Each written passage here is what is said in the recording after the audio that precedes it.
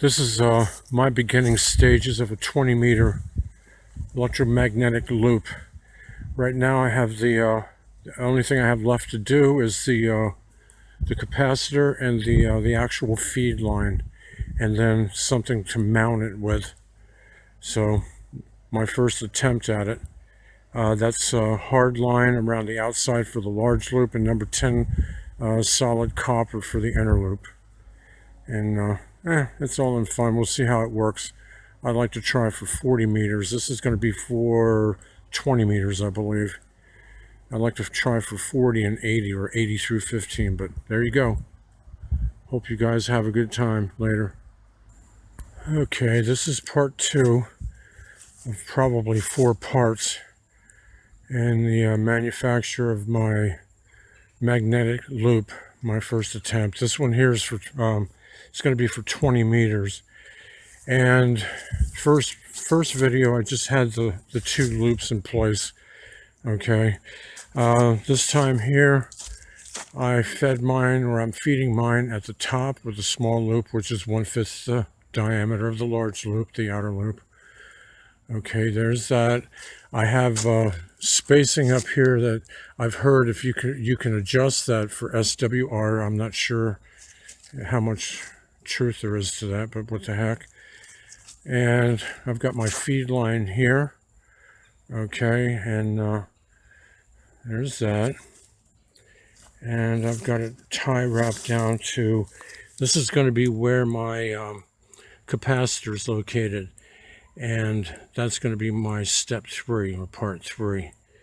Okay, so anyway, we've got that part done. Now comes one of the difficult parts, and that's going to be manufacture. I'm going to make my own capacitor. I'm going to give it a try anyway. And over here are the materials for the capacitor. Okay, if you just bear with me. I have some sheet metal. I saw this kid on the internet made his out of cookie pan metal. Okay, and he did a pretty good job actually.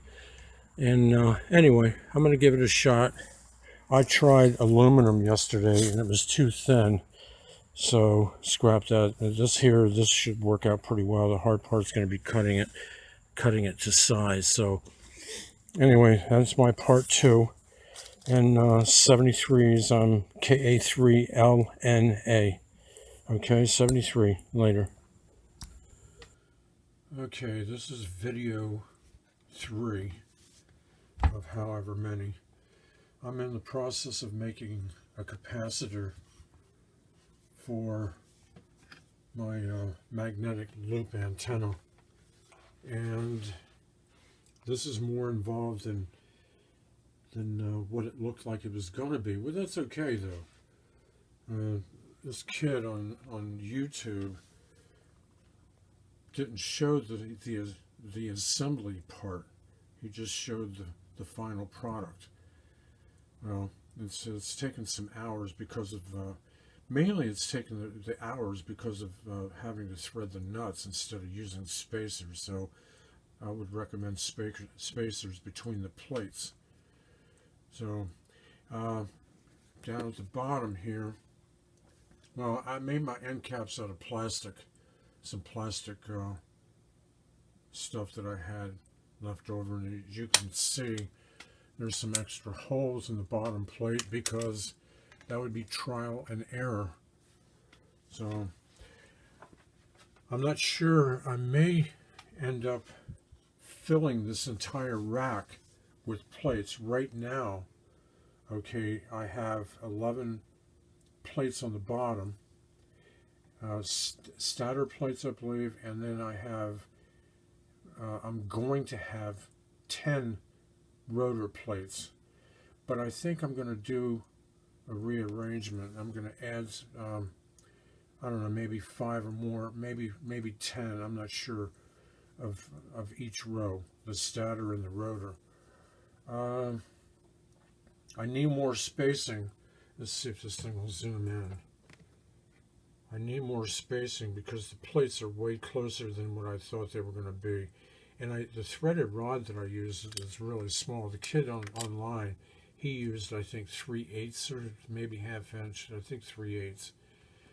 And what I have left to do here is I have to rearrange this.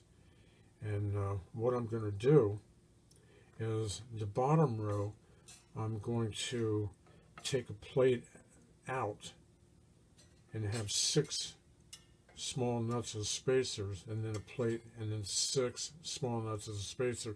So that way I have more space between the stator plates. Okay, and I guess that would be for higher voltage because I want to use this to transmit also. All right, so and right now I can adjust these to where there's no friction on this, or no short between the stator plate and the rotor plates, but the plates are way close, and it would be good probably for receiving. Okay, but I want to use it possibly to transmit on the delta loop as well. Okay, so I've put quite a few hours in yesterday, man, on this, and I mean, it's okay. It's a learning experience, but I kind of figured today I was going to be able to, try it out and see what the capacitance is, see how it tuned, and so on. But that's okay. It's a learning experience. So the plates are made from galvanized sheet metal. Okay. At first, I was going to go with these pie pan cutouts. Okay, these are just dollar store pie pans. Okay, and I don't think the dimples would have made that much difference in the overall capacitance for what I'm going to use it for. No big deal. All right, but the reason I didn't use these pie pans back here is because they're so flexible, man. They're almost like paper thin. I might use them for something else, maybe as another project, maybe. I'm not really sure. Another capacitor project. I don't know. But anyway. And look, my recommendation is if you're going to make one of these things, use spacers. You're going to cut your time in 75% at least, because it takes forever to thread these things on the rod. So, okay, well, that's about it. And I'll be back for another video, hopefully with a completed capacitor. All right, take care. 73s. 73.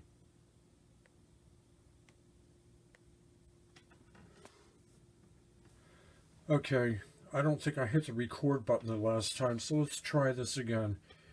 This is my variable capacitor for a magnetic loop antenna, and it's going to be probably just for receiving.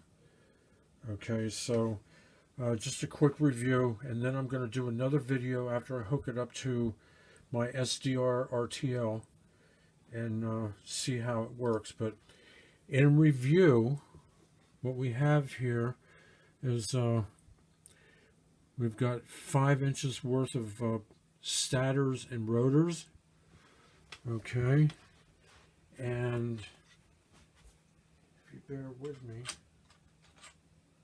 yeah, that's right, my room's a mess, but that's the way it goes.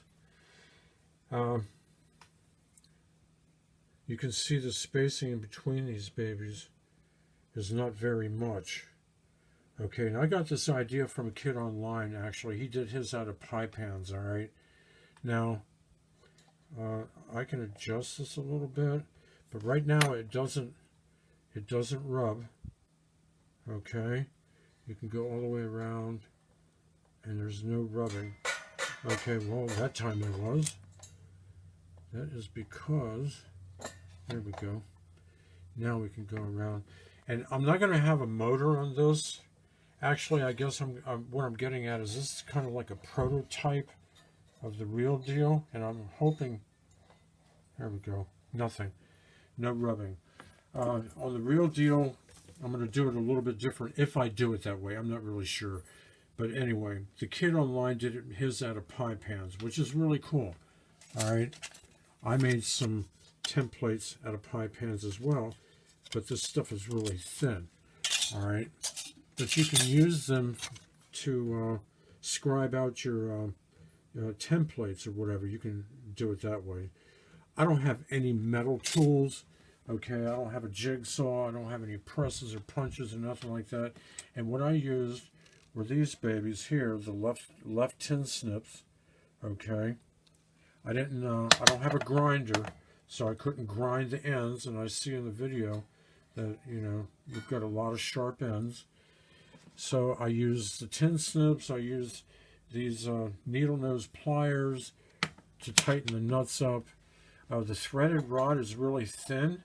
I would recommend using a 1/4 inch or 3/8, okay, instead of this stuff here, which is what, 1/16 or something like that. Okay, the end plates I used on here, okay, this is some kind of plastic stuff that I had as junk, okay. I don't know if I'm forgetting anything or not, but it's been fun. There's a lot of there's quite a few videos on how to make the loop antenna as well as the tuning capacitor. I'm not sure if I'm going to buy one or not, because they get pretty pricey when you get into the vacuum type, okay, or even this type here, compact, I think it's around 60 to 70 bucks. And I figured, what the heck, man, give it a shot, so right now, with everything spaced like it is, I could probably use 1 watt to transmit with, okay? And that I don't know if that would be good or not, but the kid online that I saw, he got a distance of like 1,200 miles off of 1 watt, okay? So that's pretty cool. I think that's about it. It's taken quite a few hours to do this all together. The hard part, one thing I want to mention, instead of using nuts in between here, all the nuts like that, you could cut your time down by manufacturing time down if you used spacers instead, okay. Anyway, that's about it. It's been a learning experience, and we'll see in the next video how it works. Like I said, I'm going to hook it up to my RTL SDR and see how it works. I'm not going to hook it up to my ICOM, but and there you go. So 73, this is KA3LNA. Thanks for watching. Okay, I have the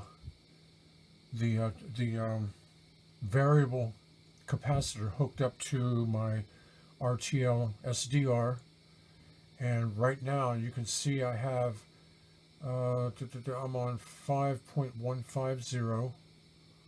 Okay, and if I turn the capacitor, I can turn it out or tune that frequency out. This is with the cap all the way open.